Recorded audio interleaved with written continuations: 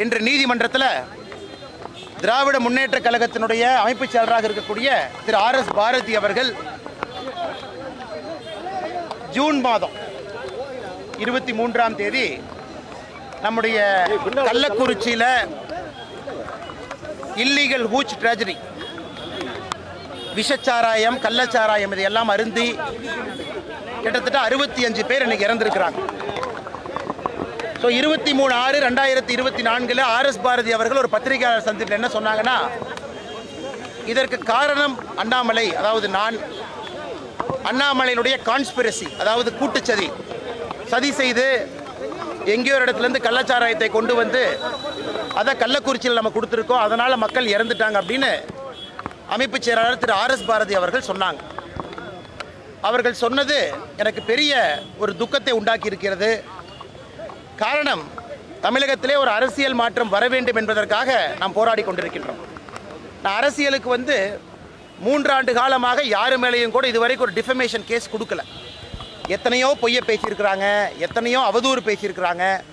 எப்பொழுதும் கூட defamation case கொடுக்காம 3 ஆண்டுகள் கழித்து எதற்கு கொடுக்க வேண்டும் என்றால், RS பாரதி அவருடைய பேச்சு எல்லையெல்லாம் தாண்டி சென்று விட்டது. எல்லையெல்லாம் தாண்டி ஒரு மனிதன், ஒரு சீனியராக இருக்கக்கூடிய ஒரு மனிதன், 80 வயசுக்கு மேலே கிட்டத்தட்ட 60 ஆண்டு காலம் அரசியலை பார்த்திருக்கக்கூடிய RS பாரதி அவர்கள் திராவிட முன்னேற்ற கழகத்தினுடைய காலம் முடிந்து விட்டது என்பதை முழுமையாக தெரிந்த பிறகு அவருடைய வாயில் அந்த அவதூறு பேச்சுக்களும் பொய் பேச்சுக்களும் அதிகமாக வர ஆரம்பிச்சிருக்கு.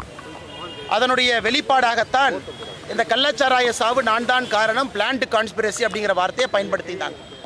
அதனால் மாண்புமிகு நீதிமன்றத்தில் நீதிபதி அவர்கள்ட்ட டிஃபமேஷன் சூட், மான நஷ்ட வழக்கு இன்னைக்கு நாம் கொடுத்துருக்கோம். 1 கோடி ரூபாய் நஷ்டீடு கேட்டிருக்கோம்.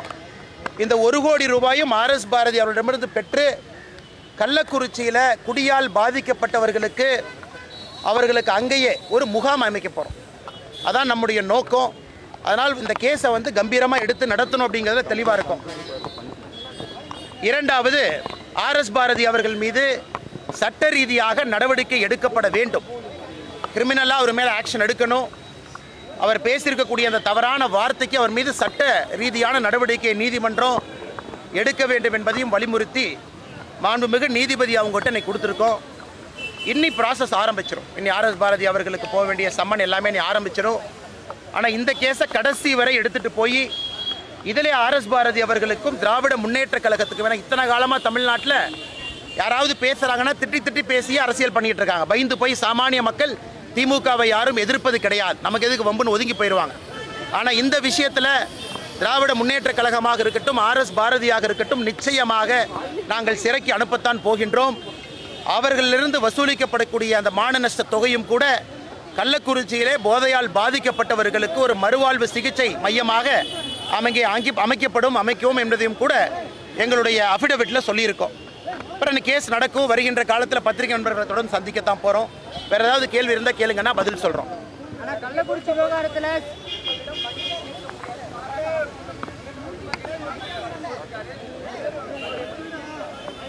அண்ணா RS பாரதி என்னை பற்றி என்ன சொன்னாருன்னா, 2 ஆண்டுகளுக்கு முன்னாடி சின்ன பையன் அப்படின்னாரு.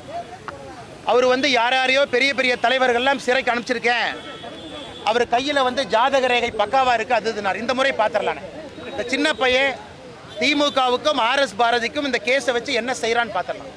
இதே சின்ன பையன் RS பாரதி அவருடைய ராசியான கைரேகை என்ன பண்ணுறாருன்னு பாருங்கண்ணா. ஆனால் இந்த கேஸை பொறுத்த வரைக்கும் நிச்சயமாக இதை லாஜிக்கல் இதுக்கு எடுத்துகிட்டு போகிறோம். RS பாரதி அவர்களையும் திராவிட முன்னேற்ற கழகத்தையும் நாங்கள் விடப்போவது கிடையாது. we will take it to the logical end.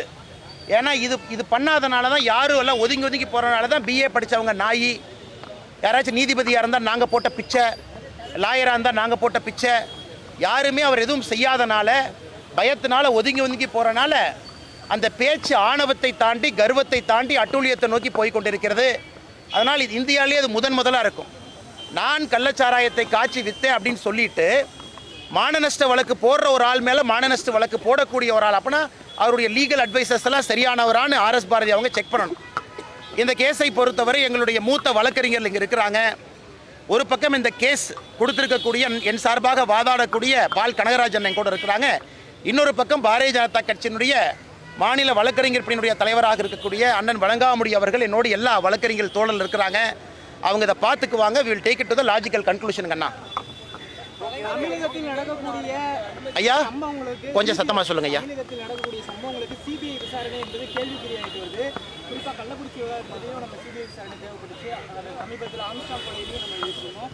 எந்த ஒரு நடவடிக்கை எடுத்த மாதிரி அண்ணா ஆமாண்ணே, எந்த நடவடிக்கை எடுக்கல. காரணம் முதலமைச்சர் மடியில் கனம் இருக்கிறனால தான் இந்த சிபிஐ கொடுத்துருக்கக்கூடிய ப்ராசிக்யூஷன் சாங்ஷன் அதையே வித்ட்ரா பண்ணியிருக்கார்.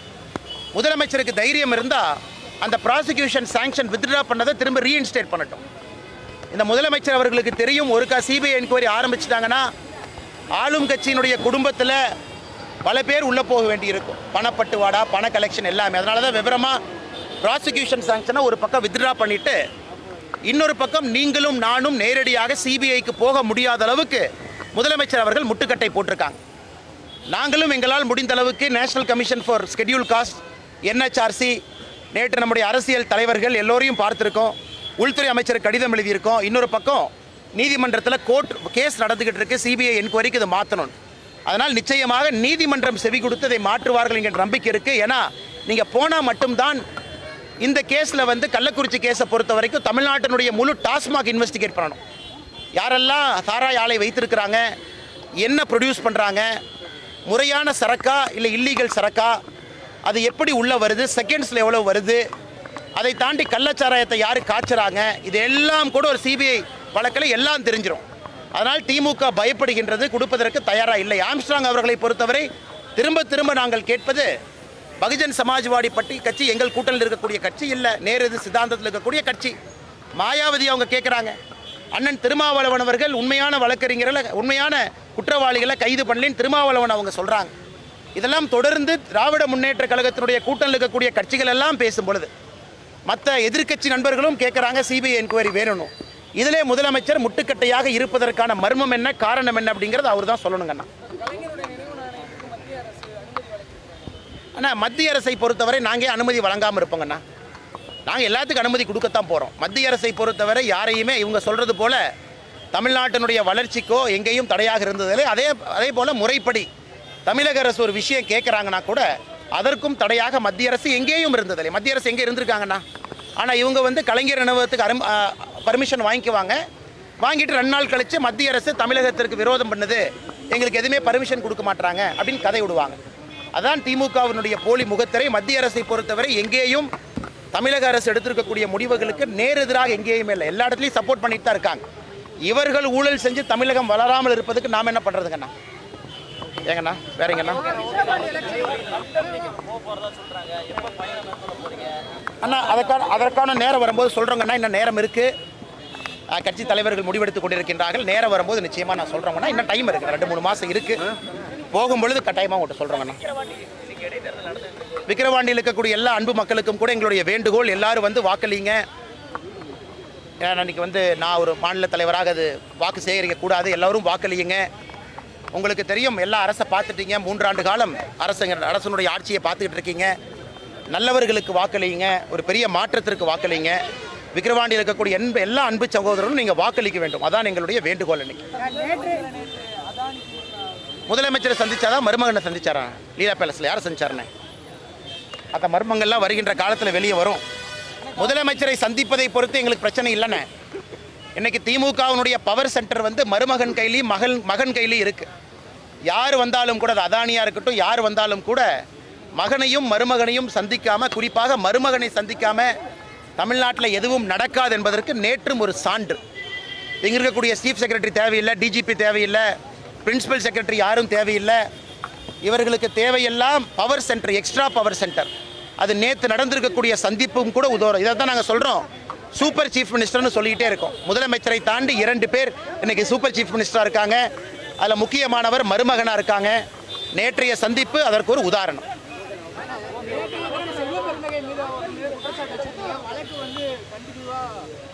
அண்ணா செல்வ பெருந்தகை அவர்களை பொறுத்தவரை நான் இந்த பிரச்சனையை ஆரம்பிக்கலை.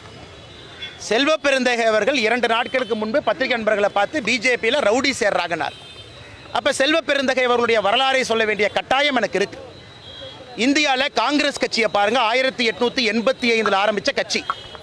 எங்கேயாச்சும் ஒரு இடத்துல குண்டாஸ் ஆக்டில் கைது செய்யப்பட்டு சிறையிலிருந்து வெளியே வந்த ஒருவர் காங்கிரஸ் கட்சியினுடைய மாநில தலைவராக இருக்கிறாருன்னு இந்தியா முழுவதும் பாருங்கள், தமிழ்நாட்டில் மட்டும்தான். ஆடிட்டர் பாண்டியனுடைய கொலை வழக்கு எல்லோருத்துக்குமே தெரியும். அங்கே செல்வ பெருந்தகை அவர்களை கைது செய்ய போகும்பொழுது குதித்து காலை உடைச்சிக்கிட்டது எல்லாத்துக்கும் தெரியும். இன்னைக்கு பசுந்தோல் போத்திய புலியாக நான் காந்தி வழியில் வந்தேன், நான் நல்லவன் சொல்லும் பொழுது வேறு வழி இல்லாமல் எல்லா கேஸையும் வெளியிட வேண்டிய காரணம் நிர்பந்தம். இன்னொரு பக்கம் இது RSS போட்ட வழக்கு. இங்கே பாருங்க, அவர் மீது குண்டாஸ் ஆக்ட் சட்டம் போட்டது மாண்புமிகு புரட்சி தலைவி அம்மா செல்வி ஜெயலலிதா அவர்களுடைய ஆட்சி காலத்தில் இங்கே குண்டாஸ் ஆக்டினுடைய சட்டம் இங்கே போடப்பட்டது.